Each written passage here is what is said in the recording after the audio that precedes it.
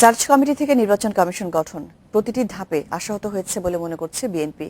এবার তারা নির্বাচনকালীন সহায়ক সরকারের দাবিতে মাঠে নামতে চায়। এ দাবির প্রতি সুশীল সমাজ এবং অন্যান্য শ্রেণী পেশার মানুষকে সম্পৃক্ত করা সম্ভব হবে বলেও মনে করে বিএনপি। নির্বাচন কমিশন গঠন প্রক্রিয়ার প্রতিটি ধাপে সম্পৃক্ত ছিল বিএনপি।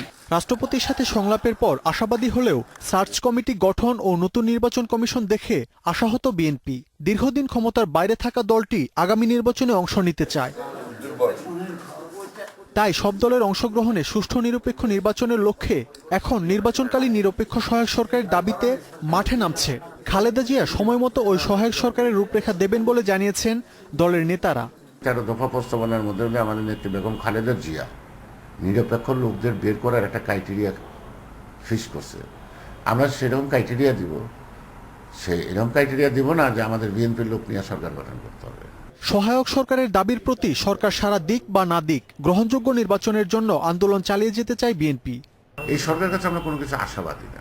আমি মনে করি জনগণের অধিকার জনগণ আদায় করবে। জনগণ চায় যে প্রত্যেকটা প্রক্রিয়ার এক্সারসাইজের সাথে আমরা সম্পৃক্ত থাকি, শেয়ার করি।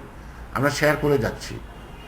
এটা আমি মনে হয় যে বিএনপির জন্য জনগণের কাছে একটা পজিটিভ সাইন। 1 নম্বর কাজ হচ্ছে সহায়ক সরকার, 2 নম্বর কাজটা আমরা আগে করেছি, এখন 1 নম্বর কাজটা করতে হবে। এই ক্ষেত্রে সমস্যা সরকার এবং বিরোধী দলের একেবারে কাছাকাছি নাই বললেই চলে।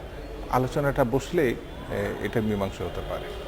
নির্বাচনকালীন সহায়ক সরকারের এ দাবি যৌক্তিক বলে মনে করেন বিএনপি ঘরানার বুদ্ধিজীবীরাও। আইন কানুনের বাধা বন্ধনে চারদিকে আবদ্ধ করতে নির্বাচন সঠিক হয় না। এই জন্যই বলা হচ্ছে যে নির্বাচন সঠিক নির্বাচন সহায়ক পরিবেশ তৈরি করা, এবং এই সহায়ক পরিবেশ তৈরি করতে হলে মাননীয় প্রধানমন্ত্রীকে রাজনৈতিক দলগুলোর সাথে আলোচনা করতেই হবে। দলীয় সরকারের অধীনে নির্বাচন করতে চাইলে জনগণকে সাথে নিয়ে তা প্রতিরোধ করা হবে বলেও জানিয়েছেন বিএনপি নেতারা। মাহমুদ শরীফ, ইন্ডিপেন্ডেন্ট নিউজ, ঢাকা।